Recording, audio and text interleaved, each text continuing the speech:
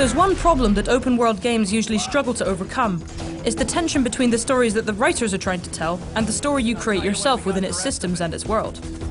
What makes Grand Theft Auto V such an outstanding achievement is that it accommodates both masterfully, allowing neither to undermine the other.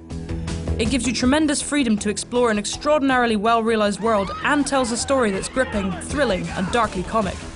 In nearly every way, it is a leap forward in sophistication for the series. He sits on his ass all day, smoking dope and jerking off while he plays that game.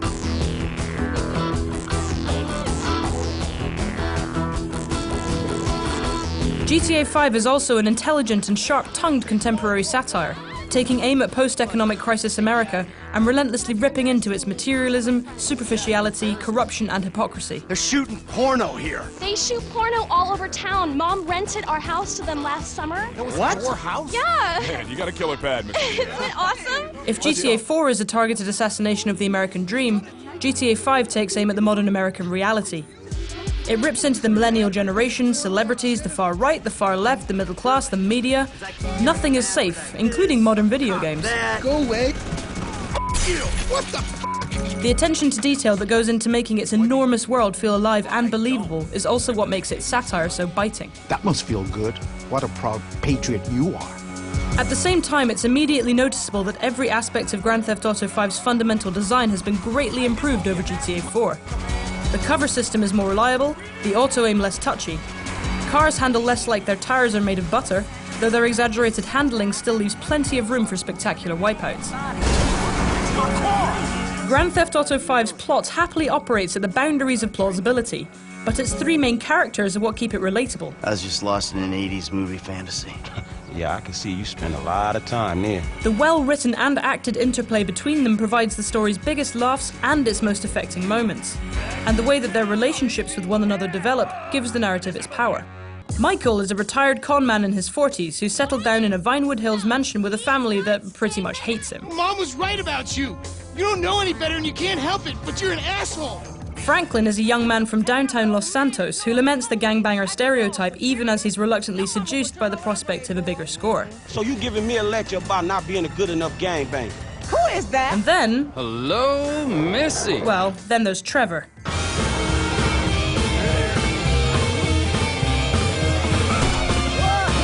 I want you to leave now! Look, this is all I've got, all right? I had a tough upbringing. My daddy was not nice to me.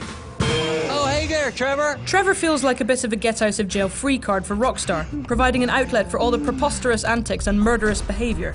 I found his violent insanity a little overblown and tiresome at first, but then his over-the-top missions become some of Grand Theft Auto V's highlights. Importantly, switching between the characters is a brilliant way of accommodating both serious storytelling and wanton mayhem. That alleviates some of the narrative inconsistency that troubled Grand Theft Auto 4. It's effective. Even off mission, I found myself acting like a midlife crisis guy with anger issues as Michael, a thrill seeker as Franklin, and a maniac as Trevor. Each also has a special ability, like Franklin's slow-motion driving, which gives them a unique touch.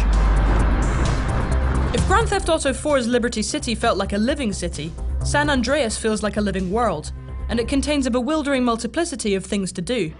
The missions are an able guide to both San Andreas' locations and its activities, touring you around the map and whetting your appetite for independent exploration. It pushes the Xbox 360 and PlayStation 3 further than it has any right to, and it looks incredible. The biggest jump in quality since Grand Theft Auto 4 is the character animation, but the world is also much more detailed and populous. San Andreas' extraordinary sense of place is heightened by the fact that so much of it isn't on the map. There's such a lot going on that it's easy to find things organically, without the need to spend your life following a mission marker. I once stole a passenger jet from the airport for the hell of it, then parachuted onto the top of the tallest building in Los Santos. I bought an expensive mountain bike and cycled around in the hills enjoying the view. The music selection is also typically excellent, leading to many of those serendipitous moments where you're driving along and the perfect song comes on the radio.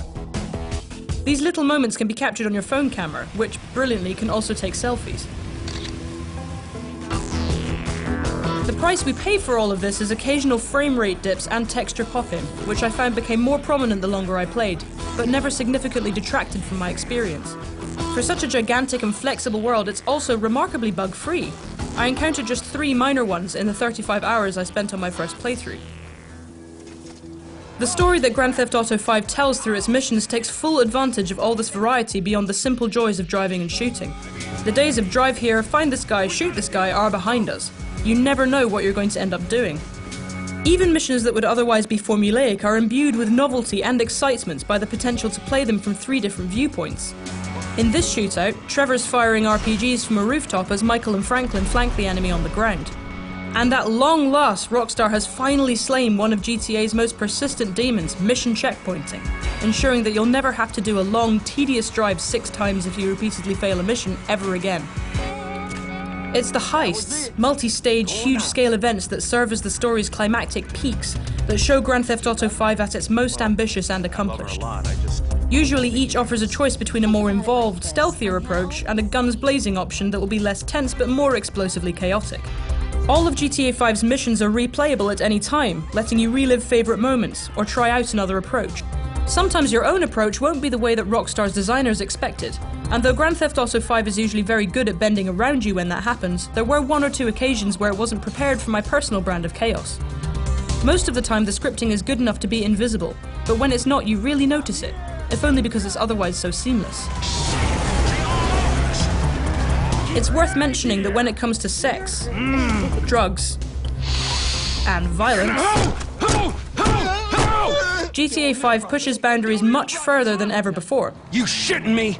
No. If the morality police were worried about hot coffee, there's a lot here that will provoke moral hysteria.